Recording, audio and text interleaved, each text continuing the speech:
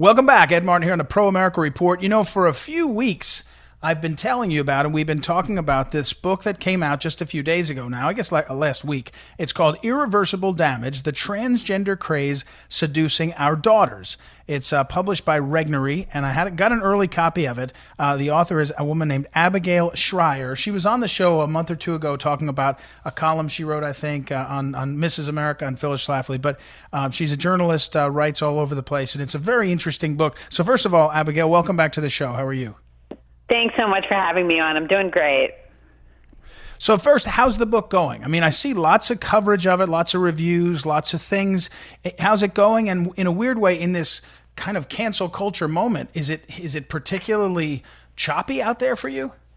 Yeah, I mean, yes, it is. I mean, Amazon's doing everything it can to stop people from finding the book. They don't, they've blocked sponsored ads for my publisher, so you have to know the name of the book going in. But I'll tell you what, thank God, people are loving the book, so people are telling their friends about it. So sales are good. People are buying this book and they're really enjoying it. So I've been very lucky. The readers seem to really, really find a lot of good in it. Well, and the timing is really good because, of course, the Supreme Court had this ruling a few weeks ago on the civil rights, and their decision included transgender rights and so there's a lot of conversation. But you couldn't you write a book. You're a Wall Street Journal writer. You're kind of a writer. You're a lawyer too. How'd you get to this book? And in a way, you've decided to write about something that ask J.K. Rowling. I mean, you're guaranteed to get a lot of hot response from people. So why'd you write this, and how did it come about? So this is not a book about the transgender movement. It's not a political book. I wrote it, I wasn't particularly necessarily interested in this at all, except that a reader wrote to me, and she said to me, this happened to my daughter. She got caught up in this craze. There are parents just like me all across the country whose daughters did not seem to have traditional or typical gender dysphoria, that is severe discomfort in one's biological sex. She was totally fine until she got on social media, indoctrinated in these videos, and decided with her friends that they were all transgender and they now are going on hormones and surgeries. And I tried to get another journalist, investigative journalist, to take this up, and I couldn't. So when I failed to find someone who wanted to take this up, I finally got back in touch with her, and I said, all right, tell me your stories. And I found that she was absolutely right. This is going on all across the country. In fact, it's going on all across the Western world, the United Kingdom, Canada, Scandinavia. It's all across the West. And these parents are finding out of nowhere that their teenage daughters are looking to escape womanhood, and they're being given the drugs and surgeries to do it. It's again, we're talking with Abigail Shrier, and her book is just out, and so is the response. I know you said Amazon's been sort of pushing back on it, and by the way, Shrier, I mispronounce your name a number of times. I'm sorry. No, it's great. Amazon's pushing back on you, but are you also getting, like a writer does, responses from people that are saying, "Hey, I'm glad you wrote this. I needed to have someone who wrote this." I mean, tell me about those responses. I get parent calls every single day. I get emails every day saying to me, I'm a progressive. I live in a progressive community. My schools won't stop pushing this gender ideology. They were calling my daughter a boy for a year without even notifying me. When I try to talk to friends about it, they call me a transphobe. I'm afraid of losing my job if I have anything to say. And so they're very grateful that someone's willing to just speak the truth, which is that there is a social contagion going on. Teenage girls are caught up in it, and their mental health is deteriorating as a result. They are not being improved by surgeries or hormones. They're getting worse. Now, you let me ask you this question, because I mentioned to you off the air that my wife, we got an early copy, and again, we're talking with Abigail Shrier, and her book is called Irreversible Damage, The Transgender Craze Seducing Our Daughters.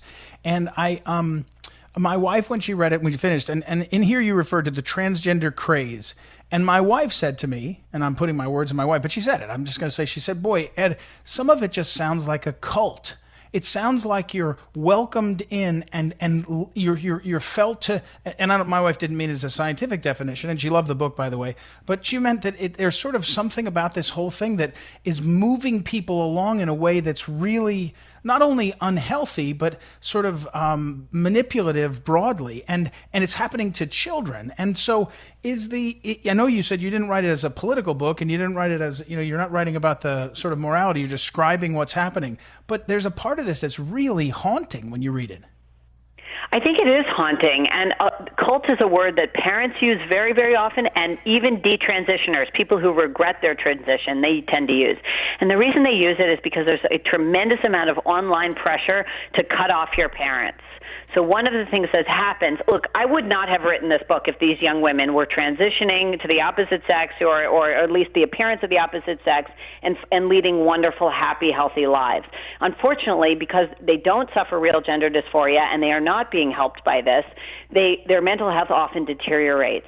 And one of the things that you see in this population is they are very often cutting off their entire families because they're really aggressively encouraged to do so online. The moment a parent doesn't call you by your new name or call you by your new pronouns, there's a tremendous amount of community pressure to say those parents are toxic, cut them off. Mm-hmm. That's the other part of this. That's a funny thing. I have a friend of mine. It's a little different experience, but a friend of mine whose son got into drugs. So it's very different. I'm not comparing them except to say that at a certain point, the young man was old enough that he could claim to be his own person. He wasn't yet 18, so he wasn't fully emancipated. But in a lot of places, you can go and say with enough oomph, if you say it to the courts and others, you say, I'm decided this is for who I am. In this case, it was a drug addiction and it ended up costing the kid his life. He OD'd. But the parent, my friend was describing, there was nothing we could do. Like there were in the world we live in now, a 16-year-old, 17-year-old who says this is who I am, they're going to get a lot of institutional, if not legal support, and you kind of lose your children. I mean, that's a thing that's also sort of hard to understand in this moment. Yes, that's exactly what's happening. So remember, they do go on a drug, testosterone, and it does deliver a euphoria. And in fact, they're able to get it very easily. They're celebrated by the culture. And at least with drug addiction, we recognize it as a problem. But here, unfortunately, people are bringing politics into it, and they consider it a civil rights issue to agree with a young 16-year-old girl or 18-year-old girl's self-diagnosis without even a therapist's note. They will give her at a Planned Parenthood clinic, they will give her testosterone. She signs the form and she walks out that day. So, it is a drug. It's a very serious drug with very serious consequences. And so the question is at the end of the book, and I don't remember it well enough, and I'm looking to find it on my desk, but I'll ask you so you can tell me. I remember the late Phyllis Schlafly. She told me she wrote a book called "Who Killed the American Family," and she went through all these chapters describing lots of what happened. And one of the things I like a lot about your book, Abigail, is when you have a lot of stories. These are the stories you voice other people's experience, whether it's parents or the young people. And again, it's Abigail Shrier, and her book is Irreversible Damage, out on Regnery Books.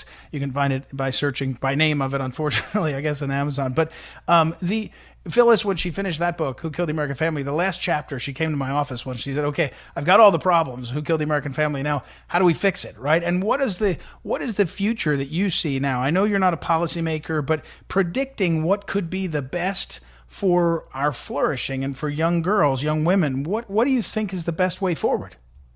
There are a few things. Number one, we have to get our kids off social media. It is toxic and it is harming our young girls so acutely. They are never able to escape the constant comparison of their bodies and constant cruel comments online that is driving them up rates of anxiety, suicide, depression, and it is introducing them to really bad influences because there are so many transgender YouTube and Instagram stars who can't wait to tell them that all their problems will be cured by testosterone. So that's one thing we have to do. Another thing we have to do is we have to remind our daughters how wonderful it is to be a woman. We haven't told them this. We've allowed this narrative that it's some sort of victim status to occur. That's wrong. It's a lie. It's a wonderful thing to be a woman, and these girls have to know it. It's interesting you say that. And I'm not bragging, but I'm sort of bragging. My daughter's 16, and now she's a young woman, I guess, and it's just like an alien to me because I'm not a woman, and I'm not, and I don't know what it means to be 16. She was a little girl for forever. Now and I just actually said to her, I made a point of sending her something saying how impressed I was with how she did. She's at end of her sophomore year, and my wife was saying how that was good and it was important for me. But my wife was saying sort of what you're saying from the book. Okay, but Abigail, let me get back to this. Is it a craze? You write in here, it's a Irreversible Damage, the Transgender Craze, Seducing Our Daughters. How is it growing? It feels like it's growing in our face, in our cultural face in the last year or two. Is it stopping? Is it going forward? Why is such a small group of people Yeah, why is such a small group of people being, there's not that many that claim this, and yet it's sort of dominating us. It is growing, huh? Right, it's exploding, and the reason is because young teenage girls are going online, they're going on social media, they're indoctrinating themselves with these videos, and then they're coming out as transgender with their friends. They are going to schools in which gender ideology is pushed very, very hard. I talk about this in my book, and they're convincing themselves that this is their problem, and they are rushing, and no one is stopping them. And I interview one young woman in my book who told her story about how hard she was pushed by her schools, by her therapist, by her doctors even, to accept her dysphoria, and everything would be better if she just transitioned. And she did. She got a double mastectomy and went on testosterone. The testosterone caused all kinds of uterine cramping, and she ended up with a hysterectomy. And when after her hysterectomy, she realized she never should have gone down this path, and it hadn't made her any bit happier. Wow. Well, Abigail Shrier, I'm sorry to say it's probably really important. I mean, it's great you wrote the book because you're smart and talented, and the book is Irreversible Damage. I'm sorry that we're in the middle of this craze because it does seem like it's not getting lessened and it's more, but at least we have a tool now to look at this book. The book, again, is Irreversible Damage, The Transgender Craze, Seducing Our Daughters. Abigail Shrier, thank you for the time, and thanks for writing the book, and best wishes with all of it. Oh, thank you so much. All right. Thanks very much, Abigail Shrier. All right. We will take a break and be right back. It's Ed Martin here on the Pro America Report. Be back in a moment.